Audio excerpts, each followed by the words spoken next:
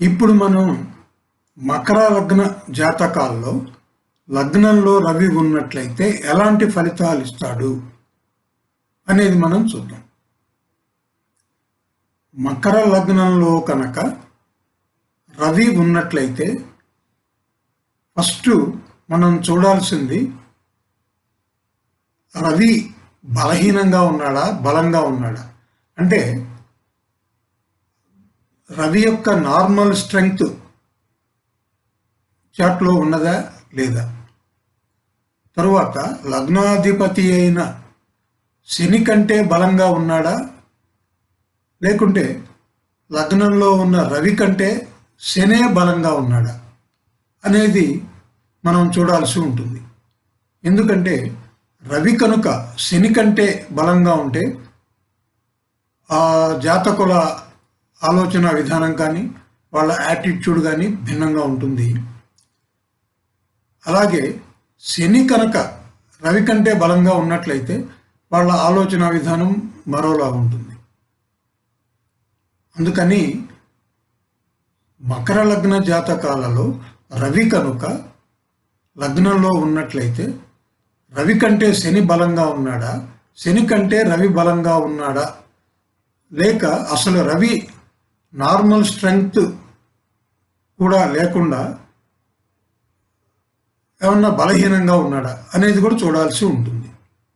లగ్నాధిపతి అయిన శని కంటే రవి కనుక బలంగా ఉన్నట్లయితే అలాంటి జాతకులు చాలా హుందాగా పెద్ద మనిషి తరహాగా వ్యవహరిస్తారు,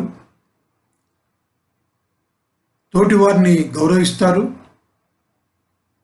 ఎప్పుడు ఏదో జిజ్ఞాస ఉంటుంది, ఏదైనా కొత్త విషయం తెలుసుకుందాము, దాన్ని మళ్ళా ఇతరులకు చెప్దాము అనే జిజ్ఞాస ఎక్కువగా ఉంటుంది.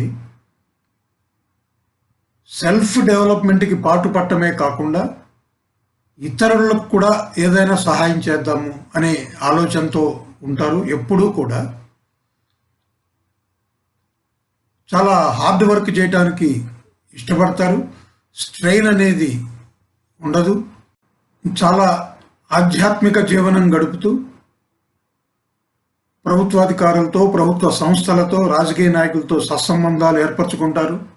వాళ్ళు ఎటువంటి కార్యక్రమాల్లో ఉన్నప్పటికీ ఆ కార్యక్రమానికి కట్టుబడి ఉంటారు. చాలా డైనమిక్గా ఉంటారు. ఎప్పుడూ కూడా ఇండిపెండెంట్ ధోరణితోనే వ్యవహరిస్తారు, సొంత నిర్ణయాలు తీసుకుంటారు. కానీ ఎప్పుడైనా ఏదైనా అనుమానం వచ్చినప్పుడు, సందిగ్ధత ఏర్పడినప్పుడు అనుభవజ్ఞుల దగ్గర సలహాలు తీసుకొని వాళ్ళు చేస్తున్నది తప్ప రైటా అనేది కూడా తెలుసుకోవడానికి ప్రయత్నిస్తారు. వీళ్ళు ఎప్పుడు కూడా చాలా పెద్ద పెద్ద ప్రాజెక్టులు టేకప్ చేద్దాము, పెద్ద పెద్ద కార్యక్రమాలు టేకప్ చేద్దాము అనే ఆలోచనతో ఉంటారు. వాళ్ళు అంటే వాళ్ళ స్థాయి చిన్నదైనప్పటికీ ఆ స్థాయికి మించి ఏదైనా పనులు చేసే ప్రయత్నంలో నిమగ్నమై ఉంటారు. అంటే ఆ పని సాధించగలమా లేదా అనే ఆలోచన మాత్రం వీళ్ళకు ఉండదు. ఒక ఆలోచన పెట్టుకొని ఆ ఆలోచనతో వాళ్ళు అనుకున్న పద్ధతిలో ముందుకు వెళతారు తప్ప దాన్ని సాధించగలమా లేదా అనేటువంటి ధోరణి మటుకు వీళ్ళకి ఎప్పుడూ రాదు. ఎప్పుడు చాలా డైనమిక్గానే ఉంటారు. లగ్నాధిపతి అయిన శని కంటే లగ్నంలో ఉన్న రవి బలంగా ఉన్నప్పుడు అటువంటి మకర లగ్న జాతకులకు సాధారణంగా వాళ్ళ ప్రయత్నం లేకుండా పెద్ద పెద్ద వాళ్ళు పరిచయం అవుతూ ఉంటారు. అంటే వేరే వాళ్ళ ద్వారా కానివ్వండి, వేరే వాళ్లకు వీళ్లతో పనుండి కానివ్వండి, ఏ రూపేణా అయినా సరే పెద్ద పెద్ద వాళ్ళు వీళ్ళకి అనుకోకుండా తటస్థపడుతూ ఉంటారు. అలాంటి వాళ్ళతో పరిచయాలు పెంచుకుంటూ ఉంటారు. అంతేకాకుండా వీళ్ళకి ఎక్సలెంట్ ఎనర్జీ లెవెల్స్ ఉంటాయి, చక్కటి ఇమ్యూనిటీ పవర్ ఉంటుంది, రెసిస్టెన్స్ లెవెల్స్ బాగుంటాయి. ఒకవేళ లగ్నాధిపతి అయిన శని మీద గురుడు దృష్టి కనుక ఉన్నట్లయితే వీళ్ళకు చక్కటి వాక్శుద్ధి ఉంటుంది, స్వచ్ఛంగా మాట్లాడతారు, తొందరపడి ఎప్పుడు ఎవరిని దూషించే ప్రవృత్తి ఉండదు, ముందు వెనక ఆలోచించి చాలా జాగ్రత్తగా మాట్లాడుతూ ఉంటారు. అలా కాకుండా ఒకవేళ రవి కనుక తను ఉండాల్సిన దానికంటే బలహీనంగా ఉన్నా, అంటే ఏ గ్రహమైనా సాధారణంగా 100% ఉంటే నార్మల్ స్ట్రెంగ్త్, అది షడ్బలాలు చూస్తే తెలుస్తుంది. సో అలా కాకుండా దానికంటే తక్కువగా బలంగా ఉన్నా, లేదా లగ్నాధిపతి అయిన శని కంటే బలహీనంగా ఉన్నా, వీళ్ళ అంటే మకర లగ్న జాతకుల ప్రవర్తన కానీ ఆలోచన విధానం కానీ ఖచ్చితంగా మరో పద్ధతిలో ఉంటుంది.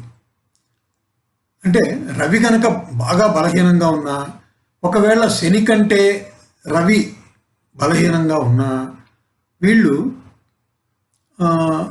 ఇంకొకళ్ళ మీద, అంటే స్నేహితుల మీద కానివ్వండి, తమతో తిరుగుతున్న వ్యక్తుల మీద కానివ్వండి, అసూయ పెంచుకునే అవకాశం ఉంది. అంటే తోటి వారికి ఏదన్నా మంచి జరిగినప్పుడు, అరే ఇది నాకు జరగలేదే, అతనికి ఎట్లా వచ్చింది, అతనికి ఎట్లా మంచి జరిగింది, నాకెందుకు జరగలేదు అనే ఆలోచనతో ఉంటారు. అంటే వాళ్ళు కష్టపడ్డారు, లేదా వాళ్ళు చేసిన పనికి ప్రతిఫలంగా అలాంటి ఫలితం వచ్చింది అన్న ఆలోచన వీళ్ళకు ఉండదు.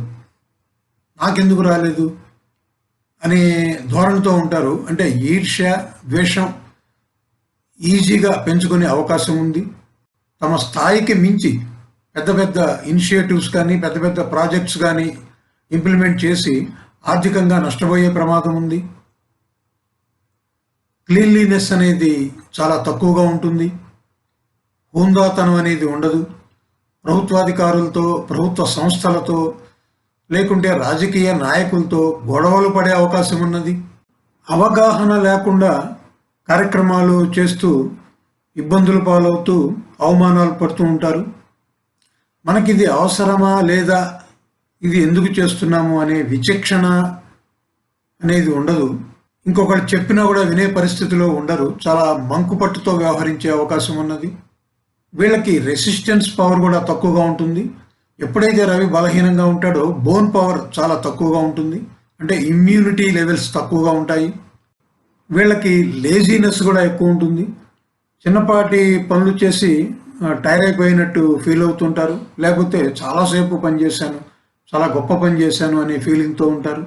ఒకవేళ ఇటువంటి జాతకాల్లో శని కొంచెం బలహీనంగా ఉన్నా, లేకుంటే శనితో కుజుడు కలిసి ఉన్నా, శని మీద కుజుడి దృష్టి పడుతున్నా కూడా వీళ్ళు అబద్ధాలు ఆడే అవకాశం ఎక్కువగా ఉంటుంది. అయిన దానికి కాని దానికి చీటికి మాటికి అబద్ధాలు ఆడుతుంటారు. దానివల్ల ప్రయోజనం ఉందా లేదా అనే విచక్షణ కూడా ఉండదు.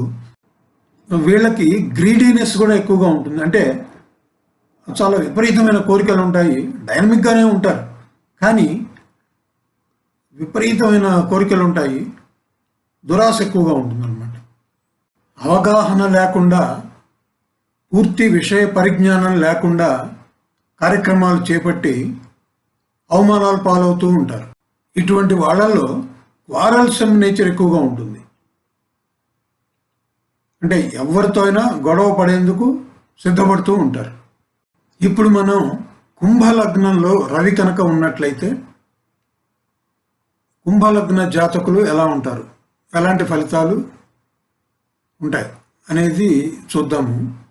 మకర లగ్నంలో లాగానే కుంభలగ్నంలో కనుక రవి ఉన్నట్లయితే ముందుగా చూడాల్సింది రవి ఏమైనా బలహీనంగా ఉన్నాడా, శని కంటే బలంగా ఉన్నాడా, లేకుంటే శనే బలంగా ఉన్నాడా అనే విషయాన్ని తప్పకుండా చూడాల్సి ఉంటుంది. ఒకవేళ శని కంటే రవి కనుక బలంగా ఉన్నట్లయితే వీళ్ళ ఎయిమ్స్, ఆబ్జెక్టివ్స్ చాలా పెద్దవిగా ఉంటాయి. అంటే మామూలు విషయాలు వీళ్ళకి పట్టవు. ఏదన్నా పెద్ద పెద్ద ఇనిషియేటివ్స్, ఒక వ్యాపారం చేద్దాం అనుకున్నారనుకోండి, చిన్న చిన్న వ్యాపారాల ఆలోచనే ఉండదు వీళ్ళకి. చాలా పెద్ద వ్యాపారం గురించి ఆలోచిస్తారు. ఒకవేళ ఇలాంటి జాతకులు ఇంజనీరింగ్ లాంటి డిగ్రీలు చదివి ఉన్నట్లయితే చిన్న చిన్న ప్రాజెక్టుల్లో పనిచేయడానికి కూడా ఇష్టపడరు. అంటే పెద్ద పెద్ద ప్రాజెక్టులు డిజైన్ చేయటం, పెద్ద పెద్ద ప్రాజెక్టులు ఇంప్లిమెంట్ చేయటం, అలాంటి ఆలోచన ఎక్కువగా ఉంటుంది. అలాంటి సత్తా ఉంది అని, అలాంటి సత్తా తమకున్నది అని ఎక్కువగా భావిస్తారు.